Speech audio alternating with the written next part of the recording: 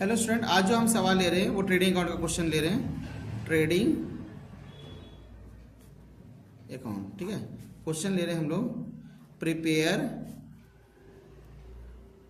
Trading account. Question ले रहे हैं हम लोग, परचेज ले रहे हैं। परचेज ले लेते हैं हम लोग 50,000, ठीक है। Return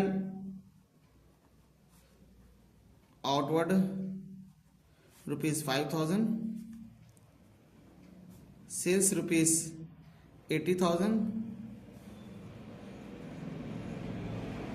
return inward ₹2,000, opening stock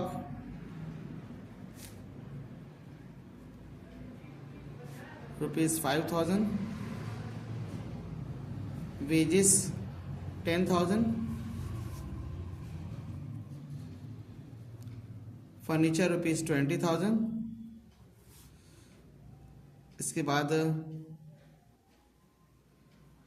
carriage inward ₹5,000, ठीक है। अब यहाँ पे लास्ट में हम लोग लेते हैं क्लोजिंग स्टॉक। क्लोजिंग स्टॉक हम ले लेते हैं 30,000, ठीक है। अब इसको हम लोग बनाते हैं, ठीक है। इसका फॉर्मेट इस तरह से हो जाएगा।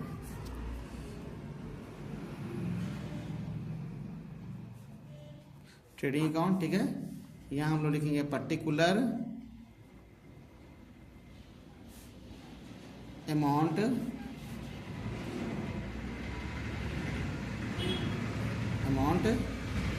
DR और CR, ठीक है।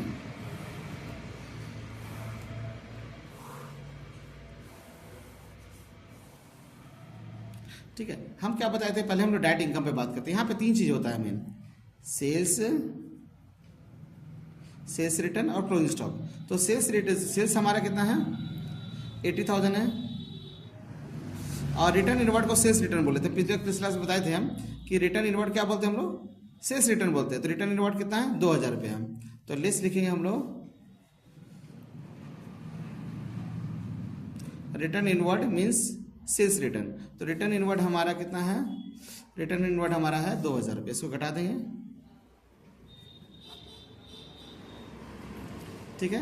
इसके बाद हम लोग सीरियली करते हैं। यहाँ पे जो क्वेश्चन है, क्या क्या क्वेश्चन है, परचेज है। परचेज को यहाँ लिखते हैं डेबिट साइड खर्च है। फिर जैसा है हम लोग लिखते जाते हैं, परचेज कितना है, परचेज 50,000, इसको अंदर लिखते हैं क्योंकि परचेज रिटर्न हो सकता है। तो रिटर्न आउटवर्ड कितना है, रिटर्न आउटवर्ड हम लोग का कितना है, 5,000। रिटर्न आउटवर्ड मतलब होता है परचेज रिटर्न। रिटर्न आउटवर्ड क्या मतलब क्या होता है, परचेज रिटर्न होता है। तो इसको भी परचेज से माइनस कर देंगे, जिससे सेल्स रिटर्न माइनस किए, रिटर्न आउटवर्ड कितना अमाउंट है, रिटर्न आउटवर्ड का अमाउंट हमारा 5,000 रुपये है, या 45,000, ठीक है। यानी हम लोग का परचेज की एंट्री कर चुके हैं हम लोग, रिटर्न आउटवर्ड की एंट्री भी कर चुके हैं, सेल्स का एंट्री कर चुके हैं, रिटर्न इनवर्ड की एंट्री कर चुके हैं। पहले सेल्स परचेज एंट्री कर लेते हैं, ठीक है। अब ओपनिंग स्टॉक का हम लोग टॉप पे थोड़ा सा जगह छोड़ देंगे क्योंकि ओपनिंग स्टॉक है ना, टॉप में लिखा जाता है। ओपनिंग स्टॉक जो हमारा है इसको हम लोग टॉप में लिखेंगे।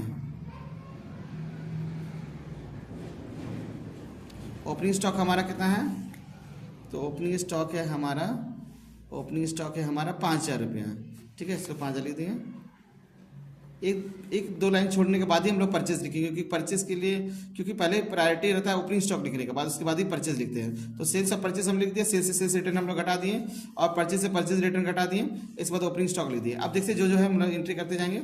उसके बाद वेजेस है, तो ये वेजेस जो हमारा ये माल खरीदने खर्चा है ना। वेजेस हमारा कितना है, तो वेजेस हमारा है 10,000 रुपया। यहाँ पर यहाँ पे सारा खर्च होता है, ठीक है। यहाँ पे होता है डायरेक्ट एक्सपेंस, क्या होता है, डायरेक्ट एक्सपेंस होता है। यहाँ पे होता है डायरेक्ट इनकम। तो यहाँ पे आमतौर पे आपको मिलेगा सेल्स रिटर्न और क्लोजिंग स्टॉक होगा। तो वेजेस हमारे लिए खर्चा है, तो वेजेस कितना है, वेजेस का अमाउंट है हमारा, वेजेस का अमाउंट हमारा कितना, 10,000 रुपये। नेक्स्ट वेजेस का एंट्री हो जाएगा। फर्नीचर, इसका ध्यान दीजिएगा, फर्नीचर जो है हमारा क्या है, एसेट्स है, फिक्स एसेट्स है। तो एसेट्स का एंट्री नहीं करना हमारे, क्या यहाँ पे एक एंट्री होता है डायरेक्ट एक्सपेंस और डायरेक्ट इनकम का एंट्री करना है, ठीक है। तो फर्नीचर हमारा क्या है, एसेट्स है। तो एसेट्स का एंट्री जो होता है, फर्नीचर जो हमारा एसेट्स है, इसका एंट्री कहाँ होगा, बैलेंस शीट में होगा, जो कि हम लोग आगे बाद में पढ़ेंगे। बैलेंस शीट किस तरह से बनाया जाता है उसमें लिखा जाता है। कभी कभी क्वेश्चन में ट्रेडिंग अकाउंट में कुछ ऐसा चीज़ आ जाता है जो कि हम लोग नहीं दिखा सकते हैं, ठीक है ना, जो कि नहीं दिखाना, क्योंकि फर्नीचर हमारा क्या है, एसेट्स है। उसके बाद क्या है, कैरेज इनवर्ड, माल मंगाने से जो भाड़ा लगा उसको लिख देते हैं। तो कैरेज इनवर्ड का अमाउंट कितना है हमारा, 5,000 रुपये। तो हम लिख देते हैं कैरेज इनवर्ड,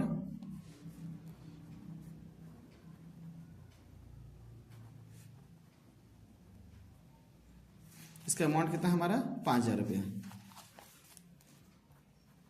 इसके बाद नेक्स्ट है हमारा क्लोजिंग स्टॉक। तो क्लोजिंग स्टॉक का तो एंट्री बताई थी यहाँ पे। क्लोजिंग स्टॉक का अमाउंट कितना है हमारा, क्लोजिंग स्टॉक का हमारा अमाउंट है 5,000 रुपये। तो सॉरी, क्लोजिंग स्टॉक का हमारा अमाउंट कितना है, 30,000 रुपये। तो बाई क्लोजिंग स्टॉक 30,000। अब देखिए बनाना कैसे, इसको हमने टोटल करेंगे पहले। टोटल करने से 78,000 30,000 कितना हो गया, 7 3 10, 1,08,000। यही टोटल को हम लोग यहाँ पे भी लिख देंगे, एक सीधा में 1,08,000, ठीक है। अब इसके बाद सबको हम लोग टोटल करेंगे, जो भी हमारा ट्रेडिंग अकाउंट में 5,000 है, 45,000 हो गया, 50,000, 50 और 10 60,000, और 60 और 5 65,000 हो गया। इधर कितना, 1,08,000, यानी बैलेंस हमको करना पड़ेगा 1,08,000 है। और ये हमारा कितना है यहाँ पे है, 50 65,000।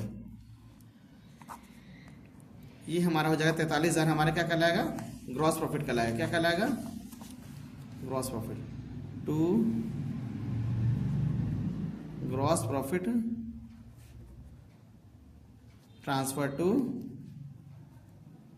Profit and loss account. कितना हो जाएगा, 43,000।